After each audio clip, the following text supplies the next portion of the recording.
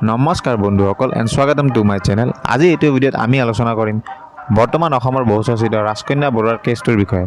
লগতে আমি আলোচনা কৰিম এই ধৰণৰ ঘটনাবোৰৰ পৰা আমি শিকিবলগীয়া আৰু বুজিবলগীয়া ভদ্ৰ সমাজখনৰ ডাৰ্ক ছাইডটোৰ বিষয়ে।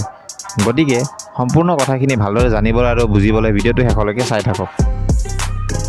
যিসকলে এই ঘটনাটো নাজানে তেওঁলোকক কৈ দিওঁ যে 1 অক্টোবৰ তাৰিখে মাজনিশা এইজনী ফেমিনাইন মিছ ইণ্ডিয়া ফাইনেলিষ্টে নিজৰ বাৰ্থডে চেলিব্ৰেট কৰি মাতাল হৈ ঘৰমুৱা হৈ থকা অৱস্থাত ৰুক্মিণী গাঁৱত উপ ৰাষ্ট্ৰপতি অহাৰ আগমুহূৰ্তত পথ নিৰ্মাণ কাৰ্যত ব্যস্ত হৈ থকা 9জন ব্যক্তিক গাড়ীৰে মহতে আহত কৰে আৰু তাৰে এজনৰ ঘটনাস্থলীতে দুয়োখন ভৰি ছিঙি যায়।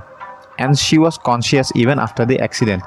কিন্তু ইয়াত আচৰিত কথাটো হ'ল যে এক্সিডেণ্টটো হোৱাৰ পিছতো তেখেতৰ মুখত কোনো ধৰণৰ ৰিগ্ৰেট বা ভয়ভাৱ দেখা পোৱা নগ'ল।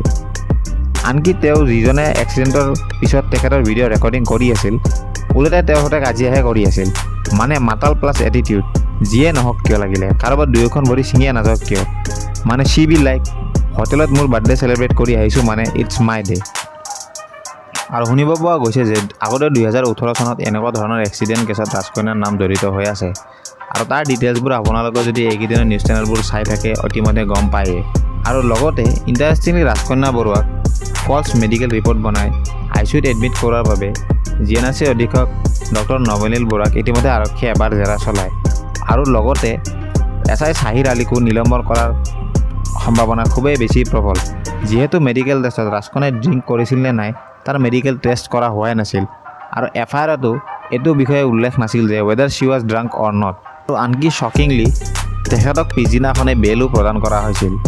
কিন্তু এতিয়া বৰ্তমান এই কেছটোৰ ক্ষেত্ৰত প্ৰশাসনৰ ভূমিকা শলাগ ল'বলগীয়া, the way they are handling this cash.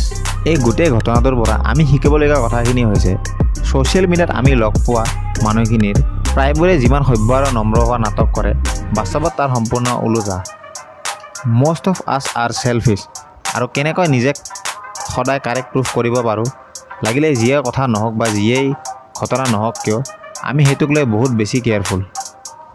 ভাই মুঠতে অনুশোচনা বা ৰিগ্ৰেট কি এই শব্দটো এছামৰ ডিক্সনাৰীতে নাই আৰু এইচাম মানুহক মোৰ ভাষাত শিক্ষিত মূৰ্খ বুলি কোৱা হয়।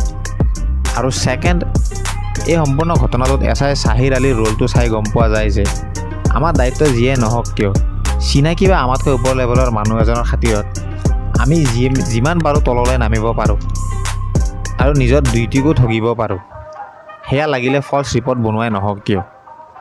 আৰু নৱনীল বৰুৱাৰ ক্ষেত্ৰত এইখিনিয়ে ক'ম যে এজন চিকিৎসক হিচাপে যদি তেওঁ ফল্ছ ৰিপৰ্ট বনাই সঁচাকৈ ৰাজকন্যাক সহায় কৰিছে তেতিয়াহ'লে প্ৰশাসনে উচিত ব্যৱস্থা লোৱা উচিত। কিন্তু আগতে ঘটনাটোৰ সম্পূৰ্ণ তদন্ত হোৱাটো খুবেই বেছি দৰকাৰ। আৰু এয়া এজন চিকিৎসক হিচাপে লগতে এজন মানুহ হিচাপে টোটেলি ভুল আৰু আনএথিকেল। আৰু last and the most important lesson is never trust a person who is very much well trained about how to present himself in front of the camera.